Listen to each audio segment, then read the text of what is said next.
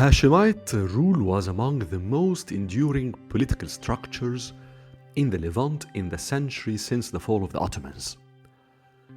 As highlighted in the first episode of this series, the army of Sultan, later on King Abdulaziz al Saud, advanced from Najd at the center of the Arabian Peninsula towards the Hashimites' centuries-old homeland, Al-Hijaz, and drove them utterly out of the peninsula. On his way towards his exile, Al-Sharif Hussein, the leader of the Hashimites who had cooperated with the British against the Ottomans with the hope of establishing a pan-Arab kingdom, he stopped in Ismailiyah in Egypt, where grandees of the Egyptian monarchy held a banquet in his honor.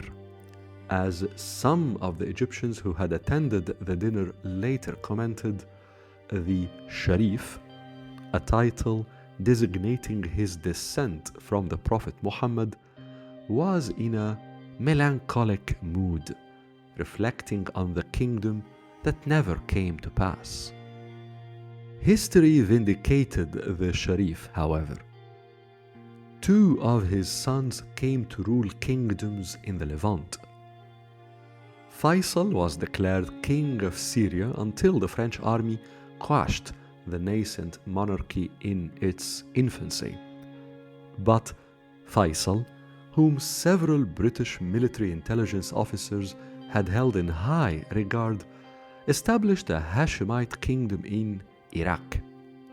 His older brother, Abdullah, became king of Jordan, a country that was created in the period immediately after the end of the First World War.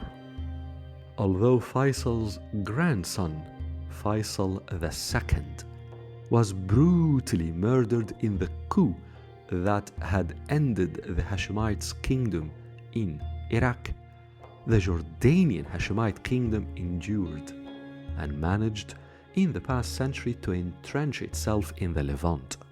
Hashemite rule in the Levant was a unique political project with three distinct features. First, the Hashemites have anchored the rule on an Islamic legitimacy, given their descent from the Prophet Muhammad. The vestiges of Hashemite power have always taken religious hues.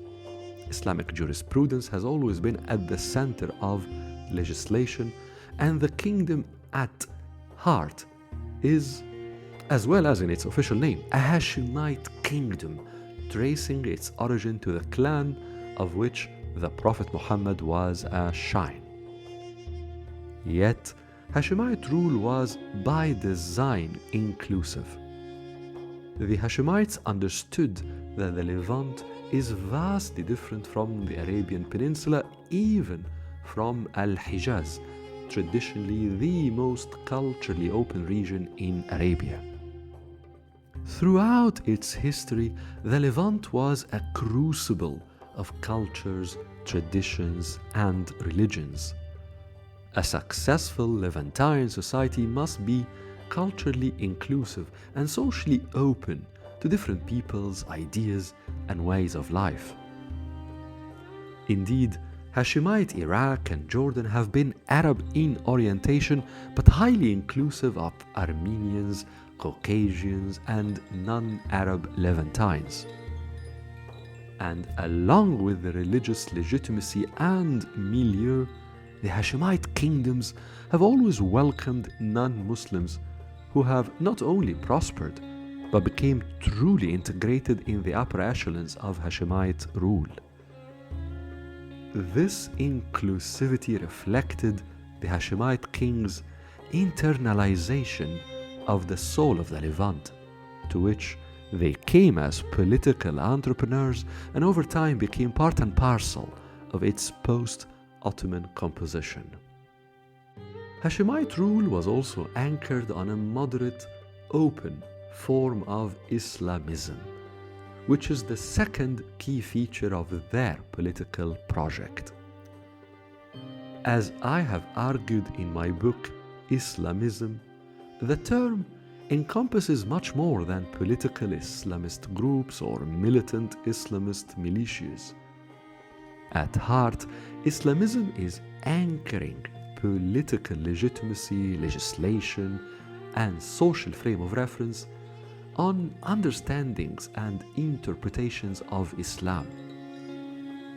At its core, Islamism is the application of understandings of the religion in the state's relationship with society. Hashemite legitimacy is Islamic by definition, and as mentioned above, the Hashemite vestiges of power are steeped in Arabic or the Arabic facet of the Islamic civilization. But the Hashemites have managed in the centuries since the fall of the Ottomans to sustain their form of Islamism as open and accepting not only of non-Muslims in their kingdoms, but also of non-Islamic world views. The Hashemites' success at internalizing the soul of the Levant in their governing system helped with that.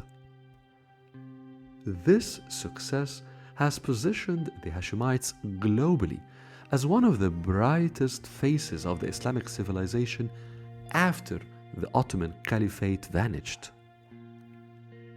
This success gave rise to the third feature of the Hashemite rule in the Levant, that is, a unique place in the region's geopolitics. The Hashemites have always in the past century tried to position themselves as bridges between the Western world and the regional powers. Britain was the global power that enabled the creation of the Hashemite kingdoms in the Levant. And after the sun had set on the British Empire, the United States became the strategic supporter of the Hashemite kingdom in Jordan. Despite that, Hashemite Jordan managed to sustain functional working relationships with most Arab regimes, including the ardent Arab nationalists who opposed Western influence on Middle Eastern geopolitics. In effect, the Hashemites have excelled in a sort of cultural mediation based on the success of their internal governing model and their external Islamic civilizational facet.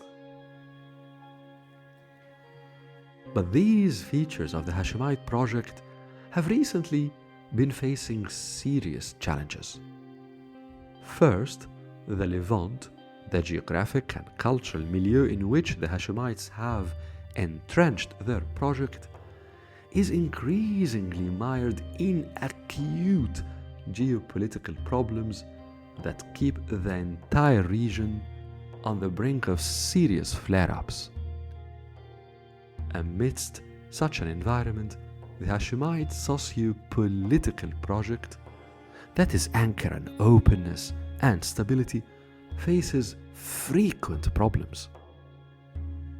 Regional problems create demographic concerns. Hashemite Jordan has tried for decades to attract some of the brightest minds in the region in various fields, from medicine to engineering to economics, to establish their businesses in the country and to use Jordan as a regional hub. But as the Levant continues to be mired in geopolitical confrontations, many of the best and brightest opt to leave the region altogether, either to classical destinations of Arab migration in the West, such as London and Paris, or increasingly to the glamorous cities of the Gulf, such as Dubai and Abu Dhabi. And now, as Saudi Arabia is undergoing one of the fastest transformations the Arab world has witnessed in the past century, many would be attracted to the vast opportunities that this transformation is giving rise to. The Gulf's success also poses a subtle complexity to Jordan's positioning in the world as one of the most visible facets of Islam in modern society. The states of the Arabian Peninsula, and especially Saudi Arabia, have always placed interpretations of Islam at the core of their social and cultural landscapes.